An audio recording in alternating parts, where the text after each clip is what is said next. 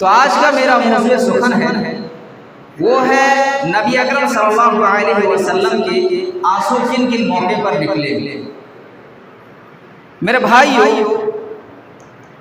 ہر انسان کی زندگی کے دو پہلو ہوتے ہیں۔ پہلا، انسان یا تو خوش ہوتا ہے یا تو غمی میں رہتا ہے۔ جو انسان خوش ہوتے ہیں، جنہیں اللہ تبارک و تعالی نعمتوں سے نوازتا ہے، ان کے چہروں پر خوشی جھلکنے لگتی ہے، ان کے چہرے تر و تازہ ہوتے ہیں۔ چہرہ دیکھ کر کے ہی سمجھ میں آ جاتا ہے کہ یہ انسان کافی خوش ہے یا خوش نظر آ رہا ہے۔ وہیں ایک انسان کو جب غم لاحق ہوتی ہے تو اس کا چہرہ مرجھایا ہوا، بالکل اداس رہتے ہیں۔ انسان دیکھ کر کے سمجھ لیتا ہے کہ اس کی زندگی کٹھنائیوں کے ساتھ مشکلوں میں گھرا ہوا ہے۔ یہ چہرہ دیکھ کر کے انسان بتا سکتا ہے۔ میرے بھائیو، یہ خوشی اور غمی لاحق ہونا یہ انسان کے بس کی بات نہیں ہے۔ اگر یہ انسان کے بس کی بات ہوتی تو انسان کبھی اپنے گھروں میں غمی نہیں آنے دیتا یا پریشانی نہیں آنے دیتا، لیکن ایک انسان کو خوشی بھی لاحق ہوتی ہے اور غم بھی پہنچتا ہے۔ انسان کو اللہ نے بنایا ہی اسی لیے تاکہ انہیں خوشیاں بھی نصیب ہو اور غم بھی نصیب ہو۔ ایک انسان کی زندگی میں اگر غم ہی غم آئے، یعنی ہمیشہ پریشانی میں مبتلا ہے، کبھی انہیں خوشی نصیب نہیں ہوئی ہے، تو انسان مکمل نہیں ہو سکتا۔ انسان کو مکمل ہونے کے لیے غم بھی ضروری ہے اور خوشی بھی ضروری ہے، تاکہ انسان کو پتہ چلے کہ خوشی کیا ہوتی ہے اور غم کیا ہوتی ہے۔ ورنہ ایک انسان اگر ہمیشہ خوشی رہے تو غم کا تو پتہ ہی نہیں چلے گا غم ہوتا کیا ہے، یا ایک انسان اگر غم ہی غم میں مبتلا رہے تو پھر انہیں پتہ نہیں چلے گا کہ خوشی ہوتی کیا ہے۔ لہذا انسان کے لیے ضروری ہے کہ انہیں خوشی بھی لاحق ہو اور غم بھی لاحق ہو، لیکن ایک انسان کے بس کی بات نہیں ہے، بلکہ اللہ رب العالمین کے ہاتھ میں ہے کہ انسان کو کب خوشی دینا ہے اور کب غم دینا ہے، یہ اللہ رب العالمین کے ہاتھ میں۔ لہذا نبی صلی اللہ علیہ وسلم نے ہمیں بتلایا ہے کہ جب انسان کو خوشی پہنچے، اگر اللہ کی طرف سے کوئی نعمت ملے تو اس پر اللہ کا شکر ادا کرے، اللہ کا احسان مانے۔ وہیں اگر غم لاحق ہو تو اس پر صبر کرے۔ اللہ تبارک و تعالی قرآن مجید کے اندر ارشاد فرماتا ہے وَلَنَبْلُوَنَّكُمْ بِشَيْءٍ مِّنَ الْخَوْفِ وَالْجُوعِ وَنَقْصٍ مِّنَ الْأَمْوَالِ وَالْأَنفُسِ وَالثَّمَرَاتِ وَبَشِّرِ الصَّابِرِينَ۔ اے نبی صلی اللہ علیہ وسلم، آپ لوگوں سے کہہ دیجئے کہ ہم تمہارا امتحان لیں گے۔ وَلَنَبْلُوَنَّكُمْ بِشَيْءٍ، ہم تمہارا امتحان لیں گے، کبھی بھوکا رکھ کر کے۔ وَلَنَبْلُوَنَّكُمْ بِشَيْءٍ مِّنَ الْخَوْفِ وَالْجُوعِ، ہم تمہیں خوف ڈال کر کے آزمائیں گے، بھوکے رکھ کر کے آزمائیں گے۔ وَنَقْصٍ مِّنَ الْأَمْوَالِ، تمہارے مالوں میں کمی کر کے آزمائیں گے۔ وَالْأَنفُسِ، اور ہم تم سے تمہاری جانیں لے کر کے آزمائیں گے، چاہے تمہارا بیٹا ہی، چہیتا بیٹا ہی کیوں نہ ہو، یا تمہاری بیوی جس سے تم بہت زیادہ محبت کرتے ہو، کوئی بھی ہو، ہم تمہاری جانیں لے کر کے آئیں گے، جانیں لے کر کے آزمائیں گے۔ وَالثَّمَرَاتِ، اور تمہاری کھیتیاں برباد کر کے آزمائیں گے۔ وَبَشِّرِ الصَّابِرِينَ، اللہ رب العالمین فرماتا ہے اے نبی صلی اللہ علیہ وسلم، آپ میرے ان تمام بندوں سے کہہ دیجئے وَبَشِّرِ الصَّابِرِينَ، جو ان مصیبتوں میں صبر کر لے انہیں جنت کی بشارت دے دیجئے۔ تو صبر کرنے والوں کے لیے جنت ہے۔ ہماری آپ کے درمیان کبھی بھی پریشانیاں آ سکتی ہیں، ہمارے ہاتھ میں تو ہے نہیں کہ ہمارے قریب اگر پریشانی آئے ہم لات مار کر کے بھگا دیں گے، ہے تو نہیں ہماری کنٹرول۔ لہٰذا اگر پریشانی آئے تو اس پر صبر کرنا ہے، اور صبر بھی کب کرنا ہے؟ جب بھی پریشانی لائے ہو تب صبر کرنا ہے، ورنہ تو آٹومیٹک صبر آ جائے۔ اگر ہمارے یہاں کسی کا انتقال ہو جاتا ہے، ہم خوب رو لیے، خوب چیخیں، خوب چلائیں، اب رونا چیخنا یہ سب کر کے کچھ فائدہ تو ہوگا نہیں، زندہ تو ہم مرے ہوئے تو کر تو نہیں سکتے، اب بعد میں کیا صبر ہی تو کرنا ہے، کیونکہ کوئی چارہ ہے نہیں اس کے علاوہ۔ تو اللہ کے نبی نے فرمایا صبر فرسٹ مرحلہ میں کرنا ہے، یعنی جب غم لاحق ہو اس وقت آپ کو صبر کرنی ہے، اور اگر صبر کر لیتے ہیں تو اللہ تبارک و تعالیٰ انشاءاللہ تعالی اللہ آپ کو جنت کے اندر داخل فرمائے گا۔ تو نبی اکرم صلی اللہ علیہ وسلم خوشی بھی لاحق ہوئی اور غم بھی لاحق ہوئی۔ اللہ کے نبی نے ہم سب کو بتا دیا ہے کہ خوشی کے وقت کیا کرنا ہے اور غم کے وقت کیا کرنا ہے۔ آئیے دیکھتے ہیں نبی اکرم صلی اللہ علیہ وسلم کو کن کن موقع پر آپ کے آنکھوں سے آنسو نکلے۔ صحابی کا بیان ہے، صحابہ کرام رضی اللہ عنہم فرماتے ہیں جب اللہ کے نبی صلی اللہ علیہ وسلم نماز کی حالت میں ہوتے ہیں، آپ نماز پڑھ رہے ہیں، ادھر قرآن پاک کی تلاوت کر رہے ہیں، صحابہ کرام آپ کے پاس جاتے ہیں، دیکھتے ہیں آپ کی آنکھوں سے آنسو چھلک رہے ہیں۔ اللہ کے نبی صلی اللہ علیہ وسلم کا دل اس طریقے سے دھڑک رہا ہے، آپ کے سینے سے رونے کی آواز اس طریقے سے آ رہی ہے۔ صحابی بیان کرتے ہیں جس طریقے سے ہانڈی کے اندر پانی کھولتا ہے، اللہ کے نبی کے سینے سے ویسے رونے کی آواز آ رہی تھی۔ اللہ کے نبی صلی اللہ علیہ وسلم کے سینے سے اس طریقے سے آواز آ رہی ہے۔ قرآن پڑھ رہے ہیں، نماز کی حالت میں ہیں، اللہ کے نبی صلی اللہ علیہ وسلم ادھر رو رہے ہیں۔ میرے بھائیوں، آج ہم اور آپ نماز پڑھتے ہیں، قرآن بھی پڑھتے ہیں، لیکن ہمارا ایمان کچھ بدلتا نہیں ہے۔ بخاری شریف کی روایت ہے، عبداللہ ابن مسعود رضی اللہ عنہ بیان کرتے ہیں ایک مرتبہ نبی صلی اللہ علیہ وسلم نے قرآن سننے کی خواہش ظاہر کی۔ عبداللہ ابن مسعود رضی اللہ عنہ سے کہتے ہیں اقرأ علیہ، مجھے قرآن پڑھ کر کے سناؤ۔ عبداللہ ابن مسعود کہتے ہیں فقال یا رسول اللہ، اے اللہ کے نبی صلی اللہ علیہ وسلم، اقرأ علیک وعلیک انزل، اے اللہ کے نبی میں آپ کو قرآن پڑھ کر کے سناؤں حالانکہ آپ کے اوپر قرآن نازل ہوئی ہے، میری مجال کیسے ہو سکتی ہے میں آپ کو قرآن پڑھ کر کے سناؤں؟ چنانچہ اللہ کے نبی صلی اللہ علیہ وسلم نے اپنی اچھا ظاہر کی۔ اے عبداللہ ابن مسعود، انی احب ان اسمعہ من غیری، اے عبداللہ ابن مسعود میری خواہش یہ ہے کہ میں اپنے سے علاوہ کسی سے قرآن پڑھتا ہوا سنوں، یعنی میری اچھا یہ ہے کہ آپ مجھے قرآن پڑھ کر کے سنائیں۔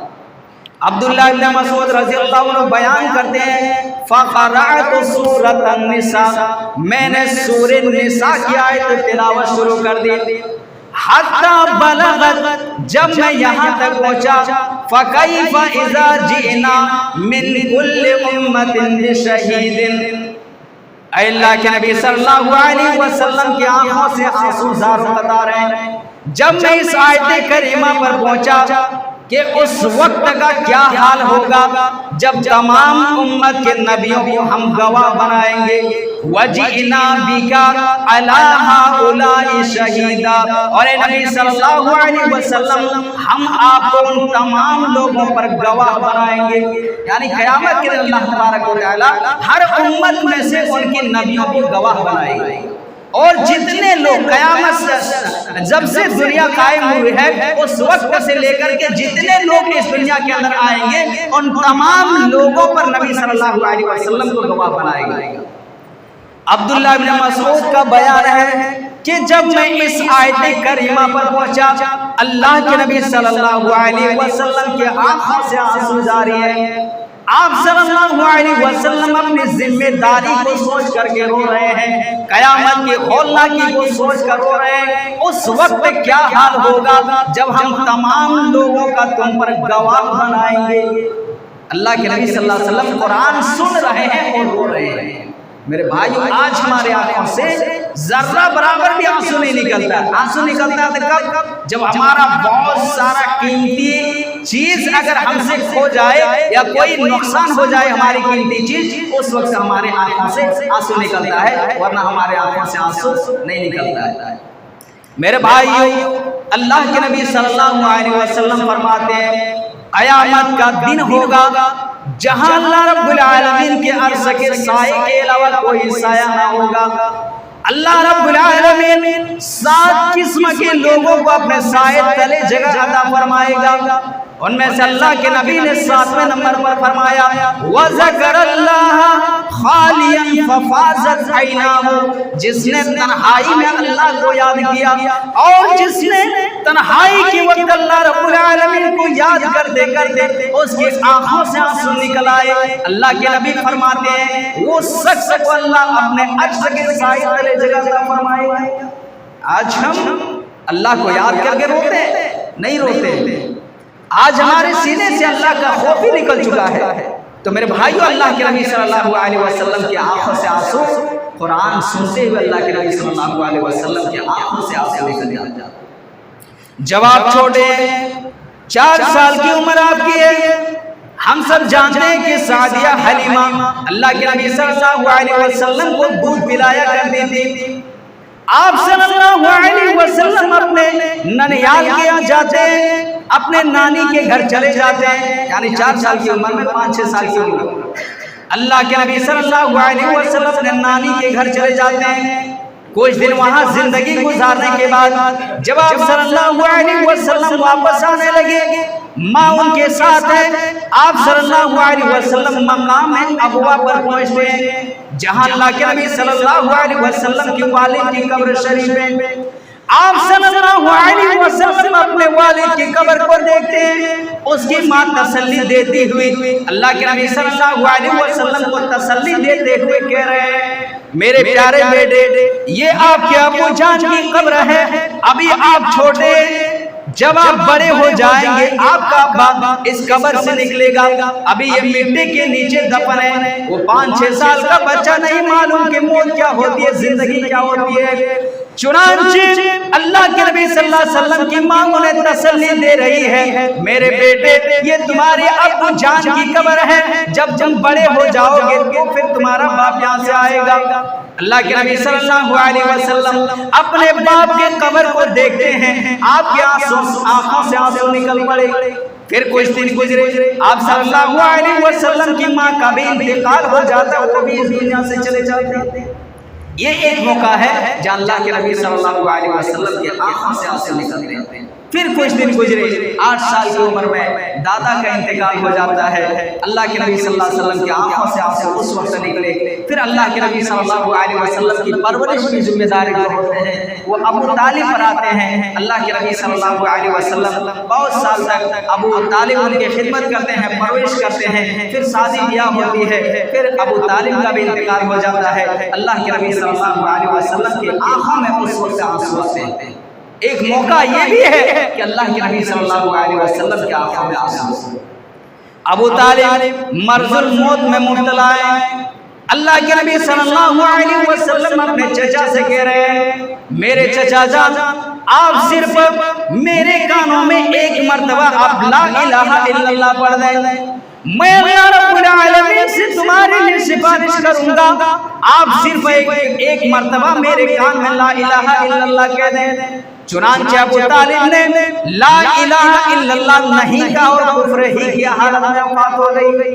اللہ کے نبی صلی اللہ علیہ وسلم کی آنکھوں میں آنسو آ گئے، آپ صلی اللہ علیہ وسلم رو رہے ہیں، لیکن دعا کے لیے اللہ تبارک و تعالیٰ کے سامنے اپنے ہاتھ کو پھیلا دیے، اے اللہ، یہ دنیا کے اندر میرے چچا تھے، بہت زیادہ انہوں نے میری خدمت کی، میری پرورش کی، اے اللہ تو انہیں مغفرت فرما۔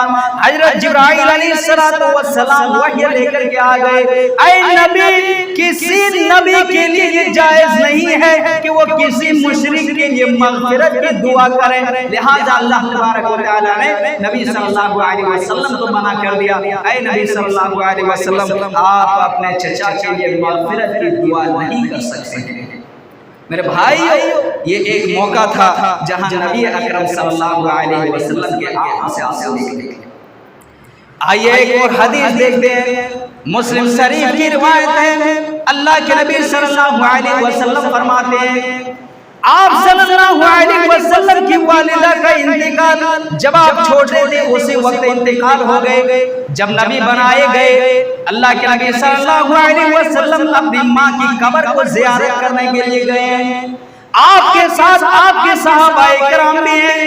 حدیث کے الفاظ ہیں فبکا، اللہ کے نبی رونے لگے، فبکا، اللہ کے نبی صلی اللہ علیہ وسلم رونے لگے، وَيَبْكَى مَنْ حَوْلَهُ، اور جو آپ کے ارد گرد تھے وہ بھی رونے لگے، یعنی اللہ کے نبی بھی رو رہے ہیں اور صحابہ کرام رضی اللہ عنہم بھی رونے لگے۔ اتنے میں اللہ کے نبی صلی اللہ علیہ وسلم کا بیان ہے، اللہ کے نبی صلی اللہ علیہ وسلم فرماتے ہیں، استعذنت ان استغفر لأمی، میں اللہ رب العالمین سے میں اجازت مانگی، اے اللہ میری ماں کے لیے میں مغفرت کی دعا کر سکوں، میرے لیے اجازت دے دیجیے۔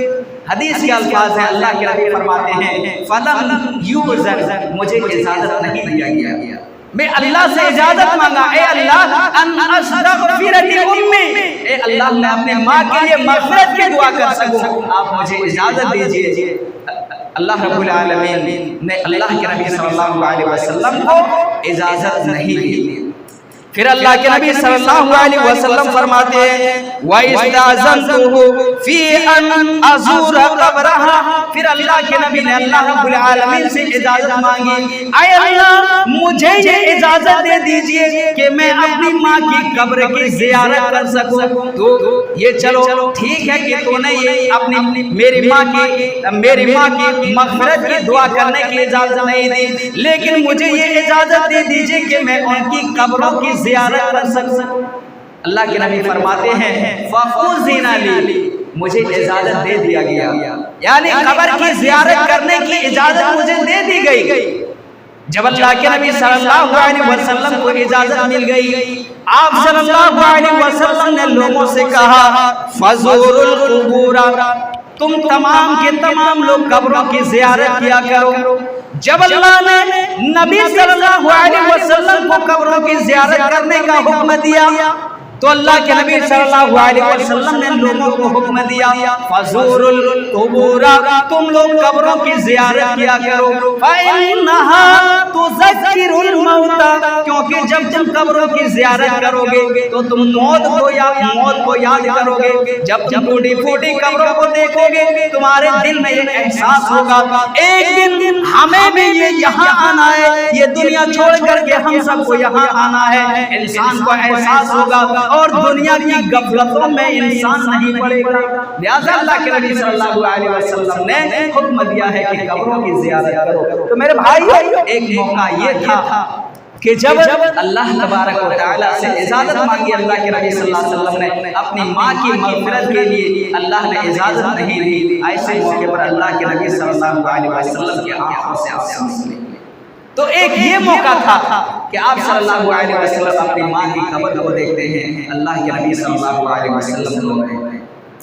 چلیے تھوڑا آگے بڑھتے ہیں، جب آپ صلی اللہ علیہ وسلم کی بیوی حضرت خدیجہ رضی اللہ عنہا کا انتقال ہو جاتا ہے، آپ اس دنیا سے چلی جاتی ہیں، بقرعید کا دن آتا ہے، آپ صلی اللہ علیہ وسلم گوشت کو پلیٹ میں لیے ہوئے، بھونا ہوا گوشت آپ کی پلیٹ میں منہ تک لے جا رہے ہیں، پھر پلیٹ میں رکھ دے رہے ہیں، پھر منہ تک لے جا رہے ہیں، پھر پلیٹ میں رکھ دے رہے ہیں۔ عائشہ رضی اللہ عنہا دیکھتی ہیں اللہ کے نبی صلی اللہ علیہ وسلم کیا بات ہے، بہت دیر سے میں غور کر رہی ہوں، آپ گوشت کو کھا نہیں رہے ہیں، منہ تک لے جا رہے ہیں، پھر پلیٹ میں رکھ دے رہے ہیں، پھر منہ تک لے جا رہے ہیں، پھر پلیٹ میں رکھ دے رہے ہیں، کیا بات ہے؟ کہنے لگے عائشہ آج مجھے خدیجہ کی یاد آ رہی ہے، عائشہ آج اگر وہ میرے ساتھ زندہ ہوتی، آج اگر وہ میرے ساتھ ہوتی تو میرے ساتھ کھانا کھاتی۔ اللہ کے نبی صلی اللہ علیہ وسلم کے ایسے موقع پر آنسو آ رہے ہیں۔ عائشہ رضی اللہ عنہ کے دل میں تھوڑی سی تکلیف ہوئی کہ کیا وہ 66 سال کی بوڑھی عورت کو یاد کر رہے ہیں۔ اللہ کے نبی آخر سوتن تو سوتن ہی ہوتی ہے، اللہ کے نبی کیا آپ وہ 66 سال کی عورت کو یاد کر رہے ہیں؟ میں آپ کے سامنے حسین ہوں، خوبصورت ہوں، پھر انہیں یاد کر رہے ہیں اتنے خوشی کے دل میں۔ اللہ کے نبی صلی اللہ علیہ وسلم غصہ ہوئے اور کہا عائشہ تم خدیجہ کے بارے میں اس طریقے سے باتیں کیسے کر سکتی ہو؟ میں اس وقت تک کھانا نہیں کھاؤں گا جب تک کہ تم خدیجہ کے سہیلیوں کو ان تک گوشت نہ پہنچا دو، اس وقت تک میں کھانا نہیں کھاؤں گا۔ اللہ کے نبی صلی اللہ علیہ وسلم فرماتے ہیں عائشہ تمہیں نہیں معلوم کہ خدیجہ کیسی عورت تھی۔ اللہ کے نبی صلی اللہ علیہ وسلم نے جب تک خدیجہ رضی اللہ عنہا آپ کے ساتھ تھی، اللہ کے نبی کو اتنا خوش رکھا تھا کہ اللہ کے نبی نے کبھی خدیجہ رضی اللہ عنہا کی زندگی میں دوسری شادی نہیں کی۔